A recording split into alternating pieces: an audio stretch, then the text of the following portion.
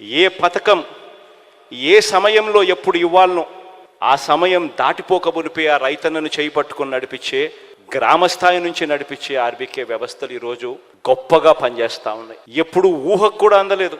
ఫోన్లలో దిశ యాప్ పెట్టగలుగుతామని ఒక 5 సార్లు ఇలా ఫోన్ చేస్తే చాలు ఒక పోలీస్ సోదరుడు అక్క చెల్లెమ్మ దగ్గరికి వచ్చి అక్క ఏమైంది అని అడిగే పరిస్థితి తేగలుగుతాము అని ఎప్పుడు ఊహకు కూడా అందలేదు. ఈరోజు ఆ ప్రతి అక్క చెల్లెమ్మ ఫోన్లోనూ దిశ యాప్లో ఫోన్ 5 సార్లు షేక్ చేసినా చాలు లేదా SOS బటన్ నొక్కినా చాలు 10 నిమిషాల్లోనే వెంటనే పోలీసు సోదరుడు వెంటనే ఫోన్ చేస్తున్నాడు, 10 నిమిషాల్లో ఇక్కడికే వచ్చేస్తున్నాడు. ఎప్పుడు ఊహకు కూడా తట్టలేదు ఇట్లని చేయగలుగుతామని. మొట్టమొదటిసారిగా గ్రామాలలోనే ఒక మహిళా పోలీస్.